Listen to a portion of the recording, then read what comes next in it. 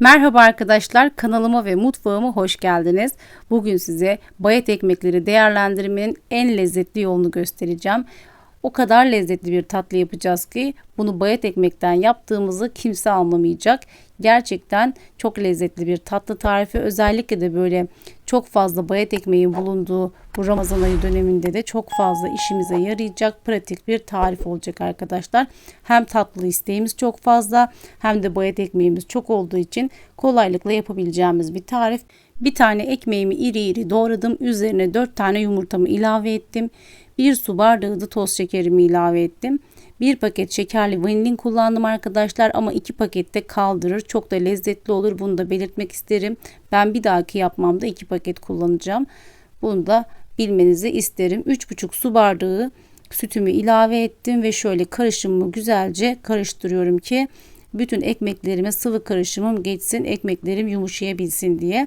10 dakika kadar bekletip hemen blenderdan geçirebilirsiniz arkadaşlar. Ben kenara aldım ekmeklerimi. Diğer taraftan da kalın tabanlı bir tavanın içerisine 1 su bardağı toz şekerimi ilave ettim. Başka hiçbir şey koymadım.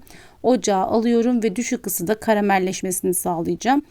Bu arada ekmeklerimin yumuşamasını çok fazla beklemek istemiyorum çekim yaptığım için. Bu nedenle robotumun haznesine yerleştirip tek seferde ezmeyi planlıyorum arkadaşlar. Dediğim gibi vaktiniz varsa bir 10 dakika bekletirseniz çubuk blenderla da çok rahat bir şekilde püre haline getirebilirsiniz. Daha doğrusu sıvılaştırabilirsiniz. Tıpkı bir kek yapar gibi bir karışım oluşmasını sağlıyoruz. Çok cıvık olmasın mutlaka.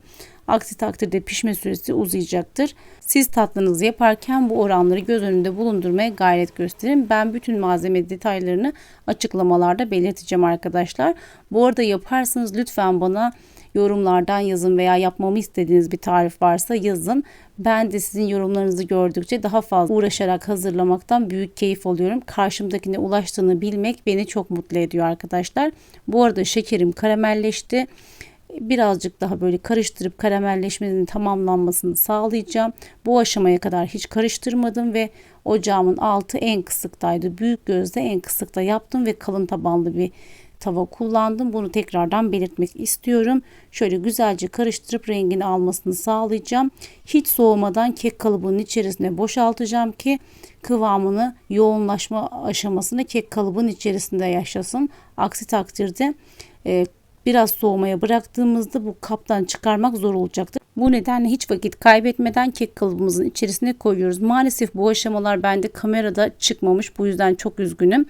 Karamelimi koyduktan hemen sonra kek karışımımı da içerisine döktüm ve üzerine alüminyum folyo kapatıyorum arkadaşlar. Başka hiçbir işlem yapmadım. Dediğim gibi önce karamelimi döktüm.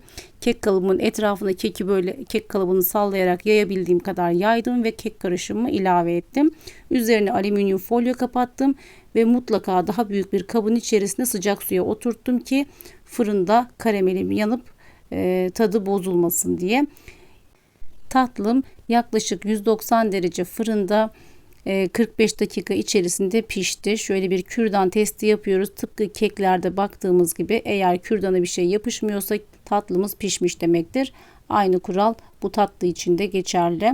Şöyle kenarlardan biraz spatula biraz kürdan yardımıyla yapışan yerleri ayırıyorum arkadaşlar. Zaten dibinde karamel olduğu için dibi kesinlikle yapışmıyor. Bunu belirtmek isterim.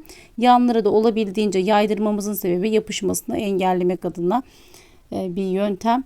Şöyle kenarlardan sıyırdıktan sonra ters çevireceğim. Ve hemen çevirelim. Kabım da biraz sıcak. Şu görüntünün güzelliğine bakar mısınız? Bunun bayat ekmekten yapıldığını kim söyleyebilir? Gerçekten görüntüsü göz doldurucu.